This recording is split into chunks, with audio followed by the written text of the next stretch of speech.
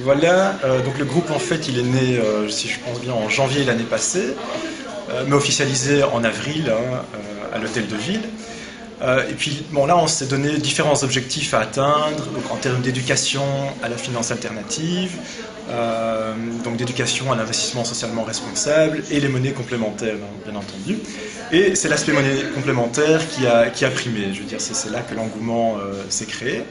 Et donc, très rapidement, on a fait une conférence, je pense le 15 octobre, avec Bernard Liétard, qui a donné un peu le coup d'envoi de ce projet de monnaie. Et dès le 15 novembre, on a fait la première réunion. Alors, je pense qu'on était une bonne dizaine à la première réunion. Et on en a fait une tous les mois donc pour créer cette monnaie régionale à Mons et en Hainaut. Alors, avant, voilà, comme les enjeux sont assez importants, donc on a 3 objectifs. Le premier objectif, c'est de relocaliser l'économie. Le deuxième objectif, c'est de favoriser une économie de l'après-croissance, de l'après-pétrole, quand le pétrole coûtera vraiment cher. Et le troisième objectif, qui est d'encourager l'association et de favoriser les associations. Et donc, on a décidé de commencer par un micro-projet au sein de l'école Le Nursing, donc l'IESPP.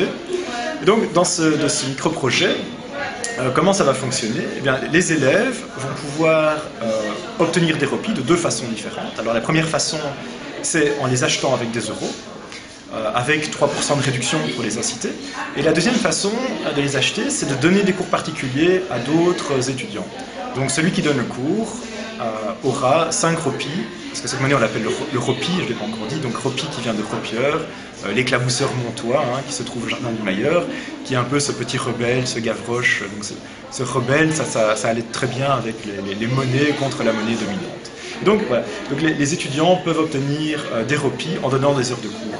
Alors ça c'est un projet pédagogique intéressant puisque donner des heures de cours, bon, ça aide forcément celui qui reçoit ces heures de cours, mais ça aide aussi celui qui les donne parce que quand on donne une heure de cours, ben, en fait on apprend aussi soi-même. Et c'est la meilleure façon d'apprendre, c'est de donner cours en réalité. Voilà, donc 2 façons d'obtenir le repi, les cours et en les achetant, et ensuite on peut les dépenser auprès des commerçants locaux de l'école, c'est-à-dire les sandwicheries, la papeterie, mais aussi au sein du magasin Oxfam de l'école qui va s'ouvrir dans le courant de l'année prochaine, en principe si tout se passe bien, et probablement aussi pour obtenir des photocopies ou ce genre de choses.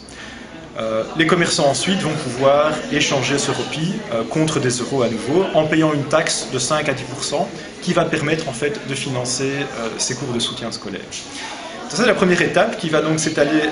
Aujourd'hui c'est le lancement, je n'ai porte ouverte le 29 avril, mais on va vraiment continuer tout ça dans le courant de l'année prochaine, c'est-à-dire de septembre 2011 à juin 2012. Et l'année suivante, donc septembre 2012, l'idée ce serait d'étendre ce système à Mons, à l'ensemble des commerçants, à l'ensemble des citoyens. Et alors dans ce cas-ci, le service soutien scolaire resterait, mais on l'étendrait aussi à du service rendu par un citoyen à une association dans le cadre d'un travail bénévole. Donc un citoyen pourrait décider d'aider une association à faire une tâche particulière, distribuer des folders dans la rue ou aider à l'organisation d'un souper, plein de choses dont les associations ont besoin. Et donc celui qui rend le service pourrait obtenir 5 repis de l'heure qu'il pourrait alors dépenser sur le marché montois. Donc voilà, ça c'est le projet dans sa globalité et voilà, on espère que ça va fonctionner.